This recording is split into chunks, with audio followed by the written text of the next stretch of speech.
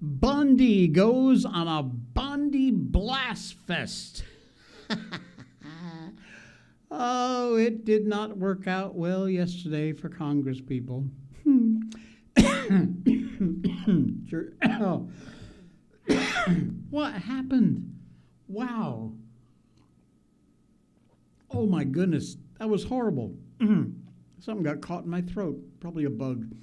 Anyway, churches, seriously, churches, you need to be prepared. It's not looking good. And finally, this isn't your father's weed. You know, it's not good. All that and more coming up. Hey, by the way, when does a ridiculous, stupid time change happen? It's got to be soon, right? Please don't tell me it's soon. I hate it when that happens. Didn't we start some legislation to stop doing this, getting rid of daylight savings time? And what happened? I know we got bigger fish to fry. But please, dear God, can we get rid of daylight savings time? Why? It's unnecessary. We don't need it. It's stupid. But it's coming. Let me know in the chat if you know. I don't know. I could look it up, but I just haven't done it yet. I'm sure it's sometime very soon because this is October. So here we go. The stupidity of daylight savings time again. All right, we're going to get to Bondi in a minute, but before we do that, major bombshell. Kash Patel reveals how Operation Arctic Frost documents were hidden at the FBI that made it nearly impossible for anybody to find them. People have got to be held accountable for this unbelievable Arctic frost operation. There is more than enough evidence to start the 5 a.m. no-knock warrants.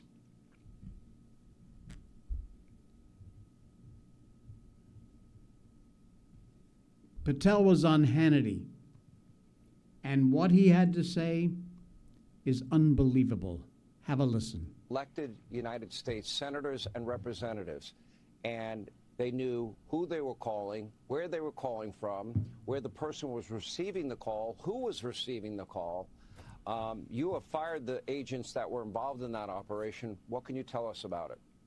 Sean, I want to peel this onion carefully. Look, they put this information, those that weaponized the FBI and prior leadership at DOJ and FBI, they took this information where they subpoenaed 8 sitting United States senators, put it in a lockbox, put that lockbox in a vault, and then put that vault in a cyber place where no one can see or search these files. They're called restricted access and prohibited access. Restricted access means some people get to see it. Prohibited access, you put it in there when you want to hide it from the world, and that takes the authorization of the Attorney General and the Director of the FBI. So not only did they weaponize this law enforcement, but when we got in there, and when I got in as the FBI Director, from my experience as Russiagate, I knew where to look and what rooms to open and what doors to kick down. And that's what we did. We found this information to expose the politicization by Jack Smith and the prior Department of Justice. I mean, just think about it. 8 sitting United States senators. Phone records were gathered and subpoenaed through the grand jury process, and it was buried and wormholed with the hope that no one would find it. So we're just scratching the surface here, but accountability is coming. You're darn right I fired those agents. You're darn right I blew up CR-15, the Public Corruption Squad that led the weaponization at the Washington field office. We're just warming up, but we are running our investigations to the ground. We are finding every single person involved. We will not leave a single room locked. We will go in through all the prohibited access requirements, and we will find the material and show the American public, like we have done in this FBI, more transformative and transparent than any in the U.S. history, to bring accountability to the American people. And we will work with our partners in Congress, who should be furious at the prior administration's leadership and weaponization and singular politicization of law enforcement. The American public sees what we're doing, Sean, with the stats you just read off in the beginning. They see what we're doing here to unseal the vault and show the world how the deep state actually operated. It's not a Republican fiction. This is what Donald Trump was put in place to do, and I'm honored to be his FBI director to lead this charge, and the men and women at the FBI, we're all in on this mission. Abso-freaking-lutely. Like I said, it is time to start the 5 a.m. no-knock raids. Do it now. And thank God Patel is in there. He is, for the most part, been one of the most transparent FBI directors ever.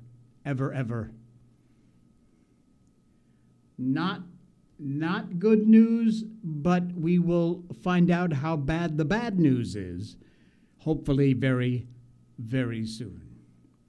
It was a bad news yesterday in a congressional hearing when they brought Pam Bondi in, and she was not taking any shit from anybody.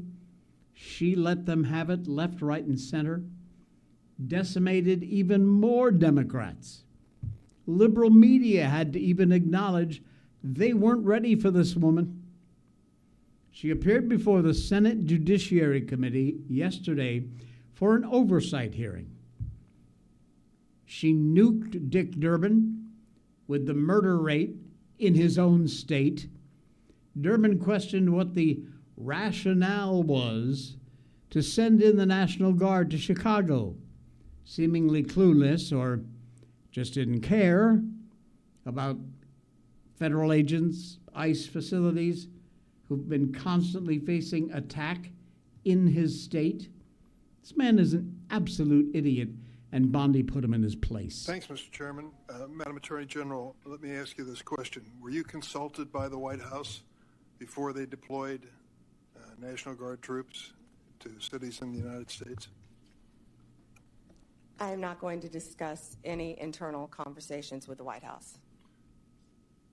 You won't even say whether you talked to the White House about this? I am not going to discuss any internal conversations with the White House with you, Ranking Member. I noticed that. What's the secret? Why do you want to keep this secret? The American people don't know the rationale behind the deployment of National Guard troops in my state. The word is, and I think it's been confirmed by the White House, they are going to transfer Texas National Guard units to the state of Illinois. What's the rationale for that? Yeah, That's a Chairman, look as on you her shut face. down the government, you voted to shut down the government, and you're sitting here, our law enforcement officers aren't being paid. They're out there working to protect you. I wish you loved Chicago as much as you hate President Trump. And currently, the National Guard are on the way to Chicago. If you're not going to protect your citizens, President Trump will. Been on this committee for more than 20 years. That's the kind of testimony you expect from this administration. A simple question as to whether or not they had a legal rationale for deploying National Guard troops becomes grounds for a personal attack. I think it's a legitimate question. It's my responsibility. She refuses to answer as to whether she had any conversation with the White House about deploying national troops to my state. That's an indication, I'm afraid, where we are politically in this place. Let me ask you another question. I want to, if you... It's okay, we don't need any more questions. You're an idiot. That is exactly right, what she said. I wish you could love Chicago as much as you hate President Trump. It is stupefying that Democrats are so locked into their hatred. They refuse to protect you and I, Americans. Local Chicago police, as I told you yesterday, were ordered not to respond when federal agents were reportedly rammed with vehicles and surrounded. Trump is helping Chicago. He shouldn't have to, but it's the Democrats who have completely failed that state. Senator Alex Padilla, Democrat from California. Dick Blumenthal, Stolen Valor Blumenthal, also responding Bondi to Padilla about order. Yeah, you're going to love this one. Attorney General of the United States, Director Patel reports to you. Do you believe he's doing a good job, yes or no?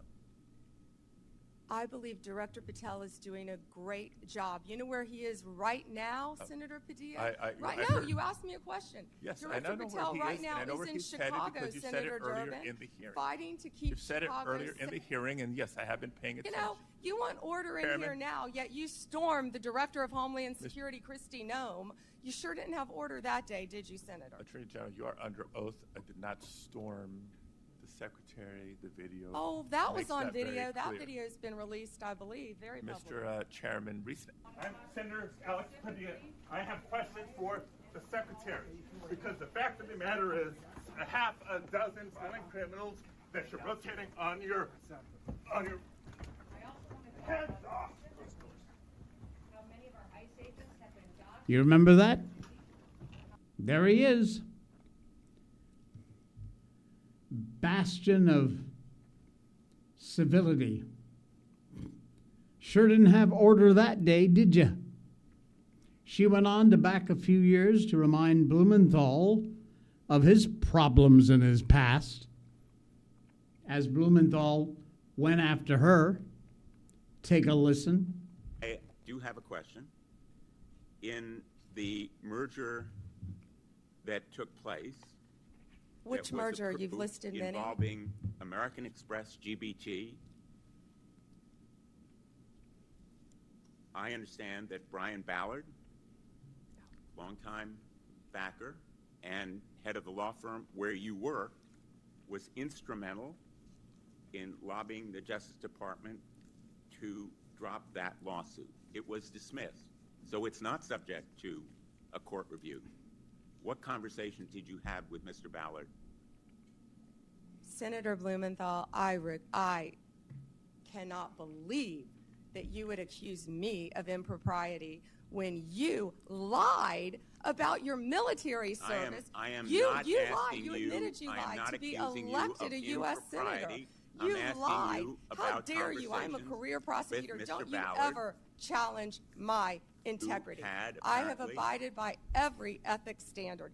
Do not question my ability to be fair and impartial as Attorney General. And anything You'll with answer that my question to former another of my firm, colleagues. Ballard Partners. By the way, what is that flag he's wearing? You see the U.S. on the left side? Is that Ukraine? Oh, Dickie Stolen Valor Blumenthal, don't you ever challenge my integrity. Oh, my goodness. MSNBC Justice and Intelligence correspondent Ken Delanian took note of Bondi's takedowns and that the Democrats were failing to rebuke them.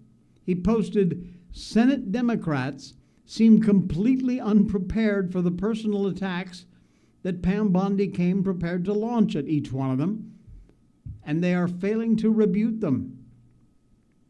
She certainly was prepared for every one of them, but they certainly were absolutely not prepared at all for her. I love this woman.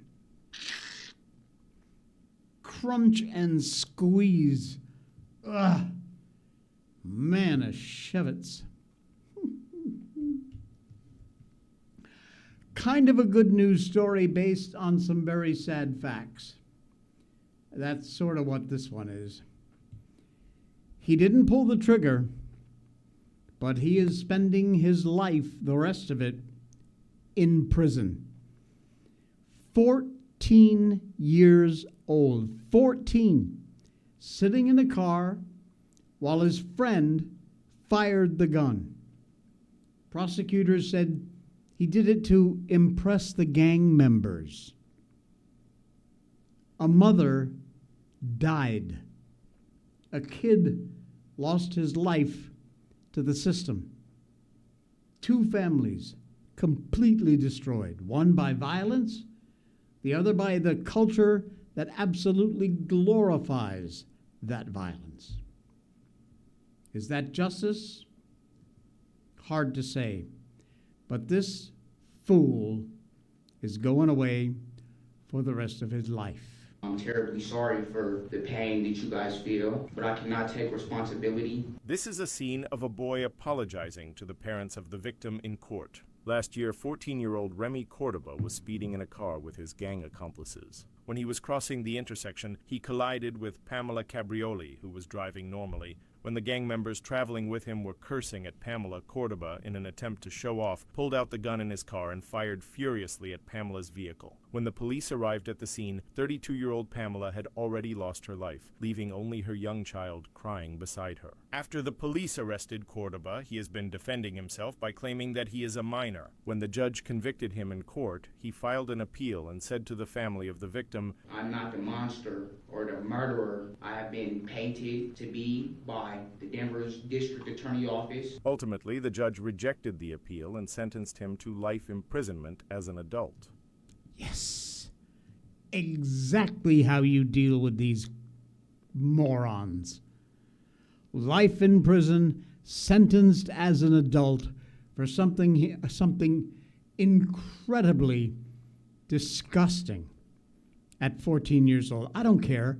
I don't care. Life without parole should have been added on there.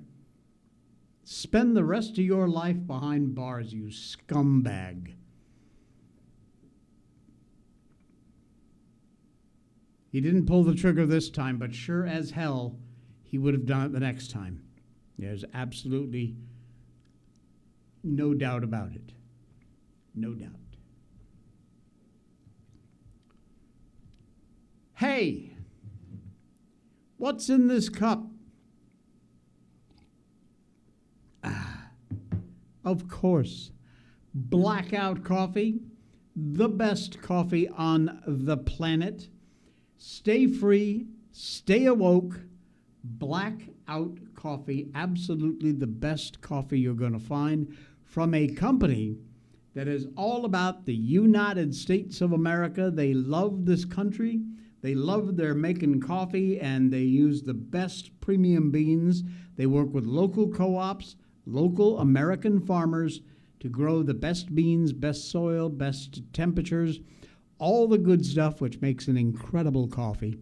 Blackout coffee, dark roast, brutal awakening. There's all kinds of great roasts over there. And their holiday flavor editions coming back. Peppermint mocha, candy cane, winter wonderland. They've got pods, instant, cold brewed. Blackout coffee, folks, is just absolutely the best you're going to find. You can also, of course, now not just order beans, but you can order your favorite roast ground. There is an option for a number of the most best-selling grinds to have them grind the beans for you before they send them off to you.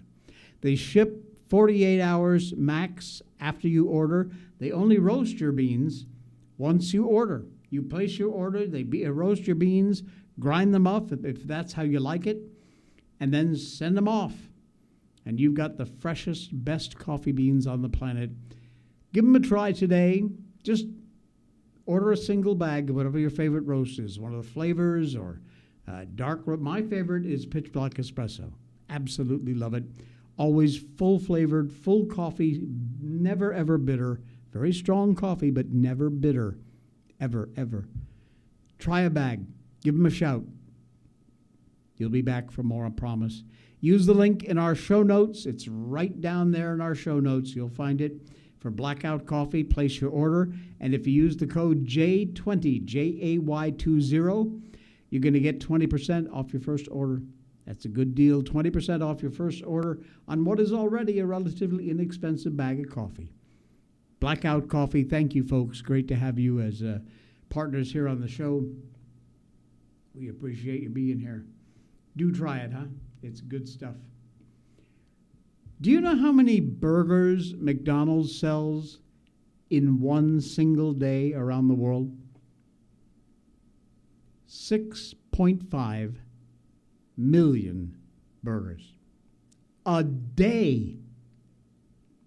Now, do the math. I got a video coming up of a guy explaining this. Even if you stretch one cow into a bunch of burgers, you're still talking about millions of cows just to keep up. When you think it through, you got to ask the question, what exactly are we eating? So I was curious the other day and found this online. McDonald's sells 6.5 million burgers in one single day. That's 195 million burgers a month. Now, I don't know about you, but I don't see cows lined up around every corner waiting to be turned into patties. I mean, seriously, do the math. Even if you stretched one cow into a bunch of burgers, you're still talking millions of cows just to keep up. Every day. So I started asking myself, where are all these cows coming from? Is there some secret super ranch hidden underground? Are they growing cows in labs, cloning meat behind closed doors? People laugh it off, but think, when was the last time you even saw a cow farm big enough to supply this madness? And don't say imported beef, because even globally, the numbers don't add up smooth. And look, I'm not saying it ain't real meat. I'm just asking the question no one wants to. What the hell are we eating? Because if it ain't cows, then what is it? Remember, I'm not insinuating anything. I am simply asking a question. This is just a theory, not a fact. So, Seriously. 6.5 million burgers a day. There aren't enough cows on the planet. And they're not all being slaughtered for McDonald's burgers. So, like he just said, where are all these cows coming from? And the bottom line is, what are we eating? Ew. Not something I really want to think about. Seriously. Hey, you like Katie Porter? Oh, I love this woman. She's a Democrat I can really get along with, because every time she opens her mouth, things go downhill really fast. And she went total full psycho during an interview and blew up on a reporter. I don't know, maybe you've never seen her before. There's the freak now, and she is every bit a freak. Former House member, once a popular topic of discussion, faced a variety of abuse scandals. Well, now, of course she is. She's running for governor of California. Because you can apparently pour scalding potatoes on your ex-husband's head and still be viable in that state if you're a Democrat. To say this woman has anger issues is a complete understatement. And those flashed again during a recent interview with CBS in Sacramento, capital of California. She was facing some relatively mild milquetoast questions, which every single candidate was being asked, all the same questions to every candidate about her electability. And Porter once again acted like a complete and total psycho.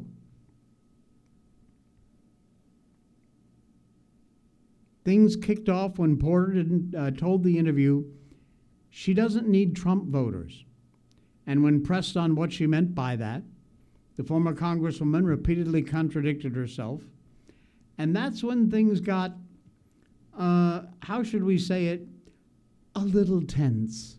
What do you say to the 40% of California voters who you'll need in order to win, who voted for Trump? How would I need them in order to win, ma'am? Well, unless you think you're going to get 60% of the vote. You think you'll get 60%. Everybody who did not vote for Trump will vote for you. That's what you're saying. In a general election, yes. If it is me versus a Republican, I think that I will win the people who did not vote for Trump. What if it's you versus another Democrat? I don't intend that to be the case. So how do you not intend that to be the case? Are you going to ask them not to run? No, I'm saying I'm going to build the support. I have the support already in terms of name recognition. And so I'm going to do the very best I can to make sure that we get through this primary in a really strong position. But let me be clear with you. I represented Orange County. I represented a purple area. I have stood on my own 2 feet and won Republican votes before. That's not something every candidate in this race can say. If you're from a deep blue area, if you're from LA or you're from Oakland, you don't have an experience. But you just said you don't need those Trump voters. Well, you asked me if I needed them to win. So you don't I think feel like this is unnecessarily argumentative. What is your question? The question is the same thing I asked everybody, that this is being called the empowering voters to stop Trump's power grab. Every other candidate has answered this question. This is not Correct. And I said I support it. So, and the question is, what do you say to the 40% of voters who voted for Trump? Oh, I'm happy to say that. It's the do you need them to win part that I don't understand. I'm happy to answer the question as you have it written, and I'll answer it. And we've also asked the other candidates, do you think you need any of those 40% of California voters to win? And you're saying, no, you don't. No, I'm saying I'm going to try to win every vote I can. And what I'm saying to you is that... Well, to those voters, okay, so you... I don't want to keep doing this. I'm going to call it. Okay. Thank you. You're not going to do the interview with us? Nope, not like this. I'm not. Not with 7 follow-ups to every single question you ask. Every other candidate has answered I don't our care. follow-ups. I don't care. I want to have a pleasant, positive conversation in which you ask me about every issue on this list. And if every question you're going to make up a follow-up question, then we're never going to get there. Ms. And Porter, we're just going to circle around. I am an investigative I have never had to do reporter. this before, ever. You've never had to have a end an conversation interview. with To end a an reporter? interview. Okay, but every other candidate has done this. What part of, I'm me, I'm running for governor because I'm a leader. So I am going to make... So you're not going to answer questions from reporters? Okay, why don't we go through? I will continue to ask follow-up questions because that's my job as a journalist, but I will go through and ask these, and if you don't want to answer, you don't want to answer. So nearly every legislative... I don't want to have an unhappy experience with you, and I don't want this all on camera. I don't want to have an unhappy experience with you either. I would love to continue to ask these questions so that we can show our viewers what every candidate feels about every one of these issues that they care about. And redistricting is a massive issue. We're going to do an entire story just on the responses to that question. And I've asked everybody the same follow-up questions. Psycho. Yep. I'm telling you. She is absolutely governor material for California. She's... I'm sure she didn't want half of that on camera, but, you know, she's on camera.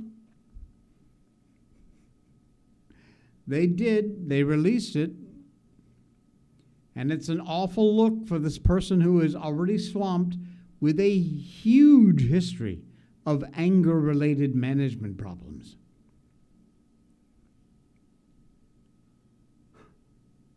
She's psychotic. I don't mean that as a generic political insult. I mean, she is legitimately psychotic. She allegedly poured scalding potatoes on her ex-husband's head. This is not a person who is of her right mind. During her time in Congress, she falsely accused and verbally abused a wounded warrior who was sent to liaise with her office for supposedly giving her COVID. Porter kicked the military vet out of the office despite her apologies. Like I said, the absolute perfect candidate for the governor of California. I don't know how they could possibly pick anybody better. Man. All right, Baltimore. Here's an idea. Got a question for you. What happens when you actually convict and lock up your crooks and your criminals? Would you be surprised to know that when you do that, your crime rate goes down? Really? Clutch my pearls and color me stupid. The top prosecutor in Baltimore seems to have uncovered a very key aspect of his job: locking up crooks. Seems as though if you lock up convicted criminals, crime rates drop. Yes, really. Now, many of us have been confronted at one point or another with laughably stupid leftist claims. If our crime rates are dropping, why do we have so many people in prison? The key, of course, is that crime rates are dropping because the goblins have been locked up. Duh. A minority of goblins account for a majority of violent crimes. And Baltimore City's attorney, Ivan Bates, apparently got a good head on his shoulders and has a good bead on that principle. You lock them up, the crime rate drops. After years of surging violence, Baltimore's top prosecutor says the tide is finally turning because his office is taking repeat offenders off the streets. Baltimore City Attorney Ivan Bates telling Fox News Digital, "We had to let the criminal element know that it was a new day. There was accountability, and that you will go to prison. If you're a repeat offender, you're our number one target, our number one focus, and we need to remove you from the streets." These are exactly the people who ought to be removed from the streets of Baltimore. At least one study, not a poll, an actual scientific analysis of data in Sweden shows that roughly 1% of the population, 1%, is responsible for 67% of violent crimes. 1% responsible for 67% of violent crimes. Incredible. And, wonder of wonders, if you lock up that 1%, your violent crime rate goes down. It ain't magic, you morons. Baltimore, still a blue city. Maryland, still a blue state. Ivan Bates, probably a reliable Democratic voter. But some things really ought to cross party lines. Making the streets of a major American city safe for citizens, for you and I, Americans, has got to be one of those things. It's got to be. If Bates worked out how to do that, well, more power to him. Maybe he can bend the ear of other big city prosecutors. Give them that brilliant idea. Hey, you lock the 1% up, the crime rate goes down. Instead of these revolving door systems they currently have in all these big blue cities. Insane.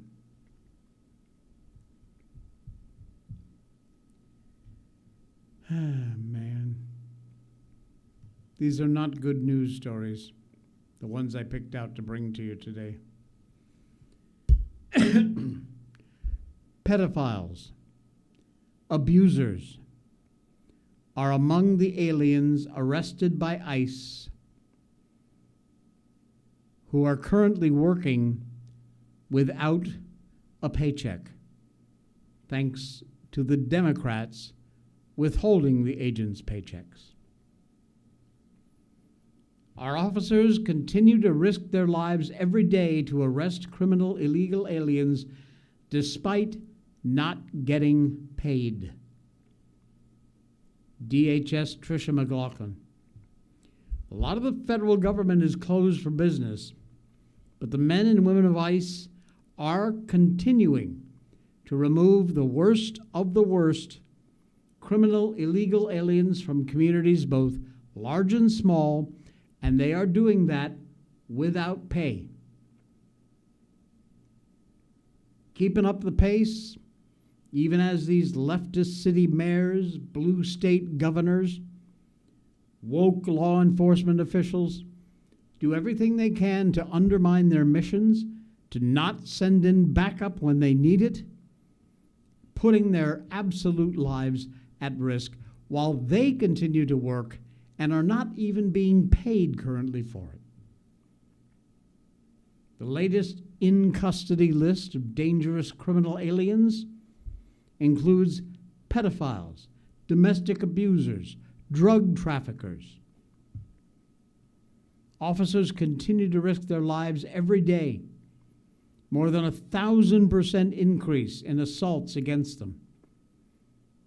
DHS arrested criminal illegal aliens convicted of child sex crimes, assaults, domestic abuse, manslaughter, drug trafficking, and burglary. And she added, under President Trump, Secretary Noem, criminals are not welcome in the U.S.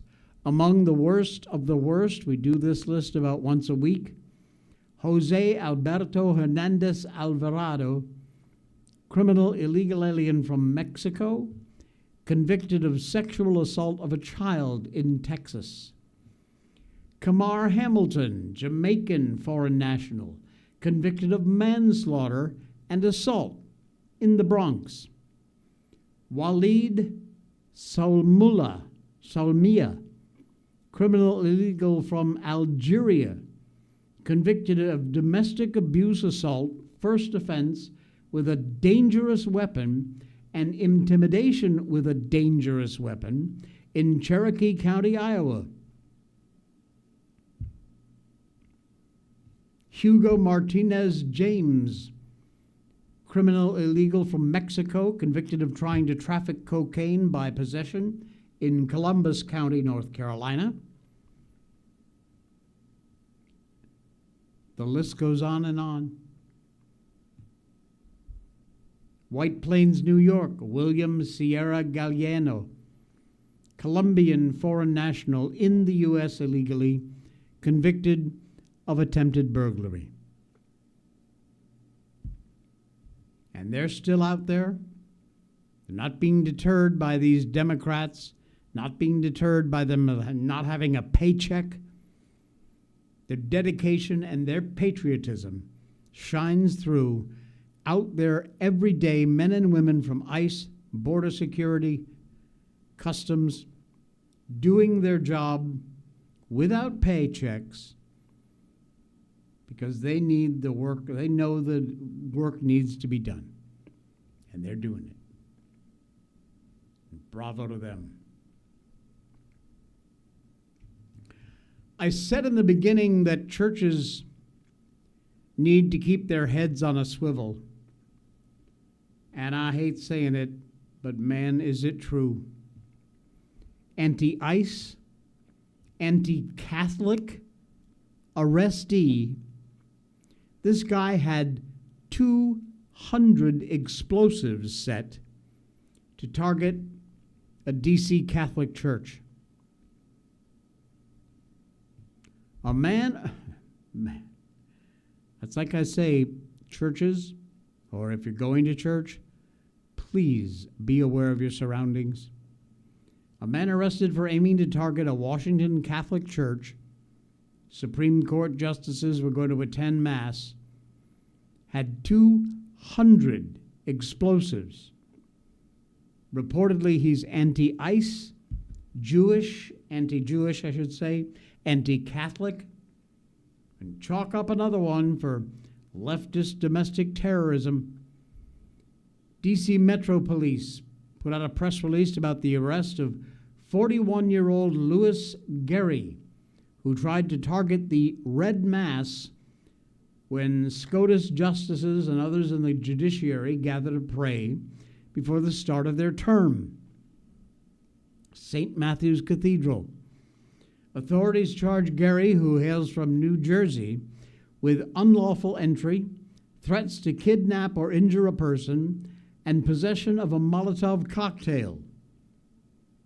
Now, as it turns out, no Supreme Court justices ended up attending the Mass because of exactly these security concerns. Evidence indicates that the leftist ideology is what motivated this idiot. The press release that they released said that Jerry had set up a tent on the cathedral steps. Officers determined the individual was previously barred from the premises of the cathedral. refused to vacate the premises and placed under arrest without incident. During the arrest, officers observed multiple suspicious items, including vials of liquid, possible fireworks inside the tent. Members of the Explosive Ordnance Disposal Team, Arson Task Force, responded to the scene, searched through the belongings, and it was secured. No threat to public safety. There is a threat to public safety. It's called the Democratic Party. The access to court records, which reportedly provided details on what this guy said to officers and the evidence they uncovered. You might want to stay back and call the federales.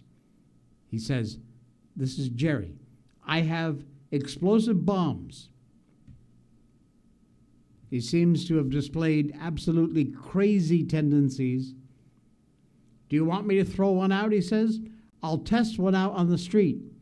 I have hundreds plus of them. If you just step back, I'll throw one on the street. No one will get hurt. There will be a hole in the street. Just step back. I'll take out that tree. Nobody will get hurt. Just a hole where that tree used to be. And then he threatened, several of your people are going to die from one of these. He eventually did turn over his notes, titled Written Negotiations for the Avoidance of Destruction of Property via Detonation of Explosives. Okay.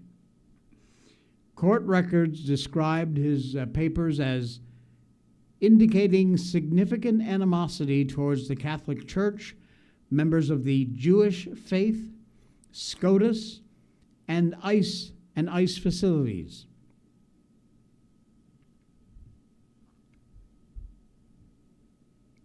Years of leftist rhetoric framing Jews, Christians as, oh, the evil oppressors. This propaganda bullcrap is fueling real-world violence. There is no two ways about it, my friends. No two ways about it.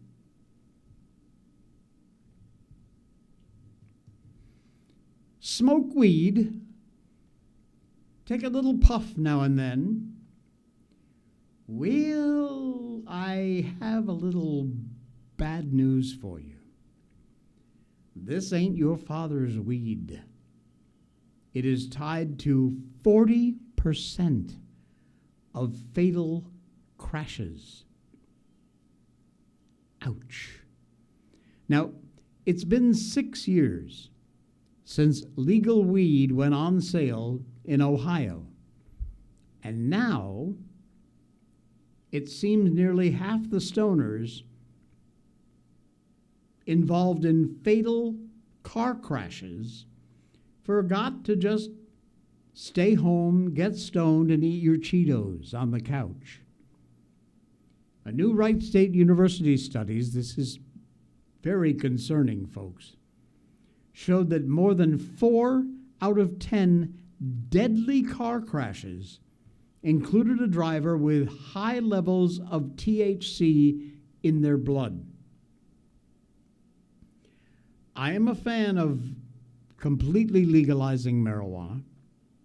In some states it is, in some states they say it is, but it's not really. Medical marijuana, whatever it might be, marijuana is not a drug. It was portrayed that way. We all have been gaslit to the nth degree. But this is a concerned study because they have hybridized marijuana to where the THC content is nowadays enormous.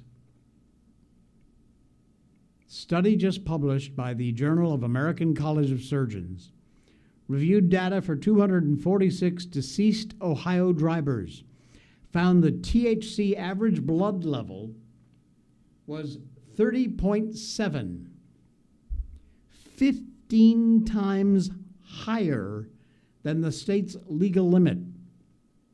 And that was in almost 42% of the dead drivers. Now, Ohio is pretty much a typical state in most regards, so I would take that 42% as a good enough approximation in other states who have legalized weed. Almost a dozen years have passed since legal weed went on in Ohio, Oregon. So the numbers, high as they are, don't surprise me. But the report is frustrating in the context that it lacks what percentage of the fatal crashes involved weed before 24 states legalized recreational sales.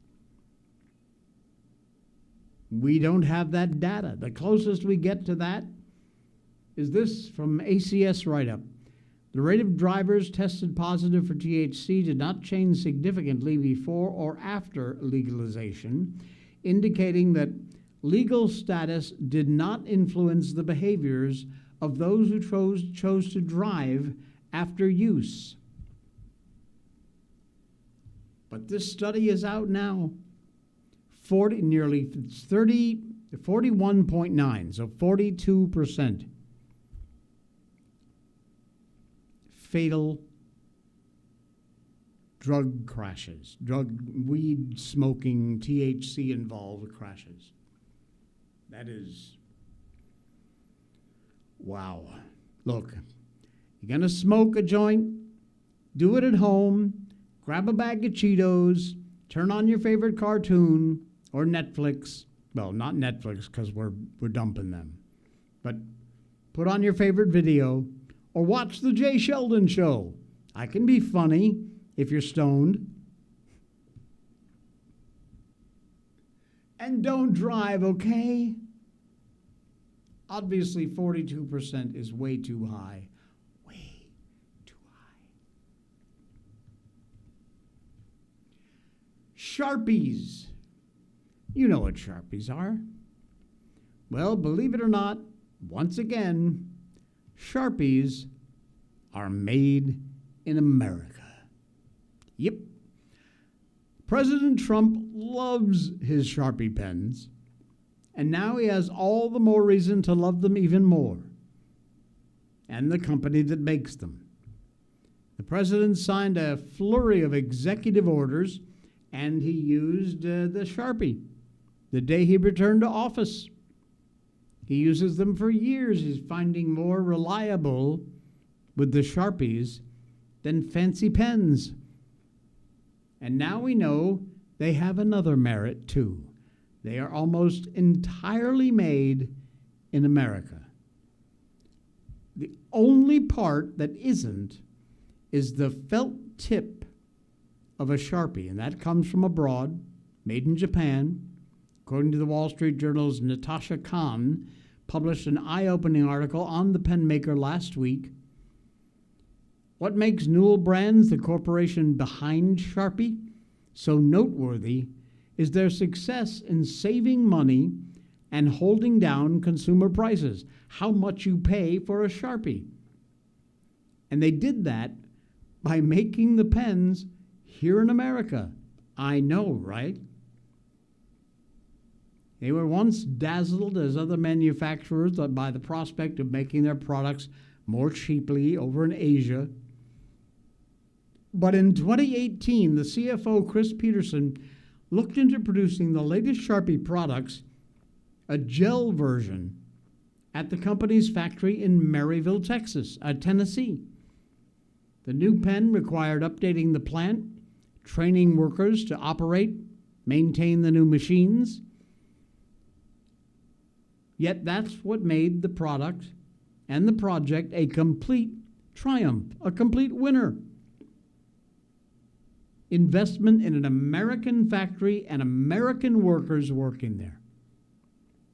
This country can make top quality consumer goods that are still at affordable prices. It's been proven. Sharpie is proof of the pudding. That only counts when companies are willing to make cutting-edge investments in machinery, enhanced worker skills,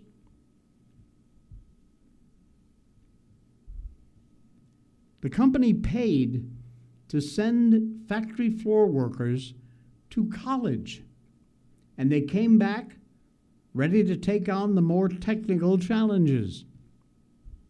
Naturally, their wages shot up, an average of 50% over 5 years. Wow. But Newell's production costs dropped, even as employment levels held steady. Now, not every story in American manufacturing has this kind of happy outcome, but Newell proved the process once again, lifted manufacturers and their workers together. A rising tide lifts all boats.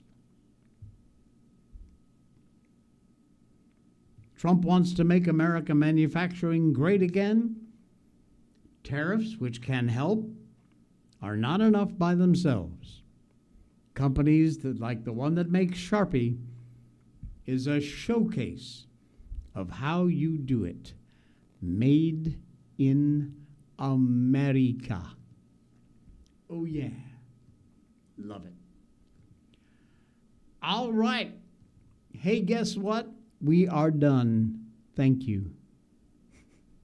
We are out of here. It's Wednesday. Enjoy the rest of your Wednesday. And we will be back tomorrow. Please don't forget, hit our sponsors up, Blackout Coffee, Patriot Mobile. Get signed up. All those links are at the top of our show notes. Also, that red button on Rumble down there says join. Make sure you hit that Join Our Locals channel, where you will find some exclusive behind-the-scenes content, a new little quickie show called The After Hours, and you only get access to that when you sign up to become a member. It's cheap, it's easy, and it helps support the show, so thank you very much for doing that. Really appreciate it. All right, we'll see you again tomorrow. Enjoy the rest of your day, folks.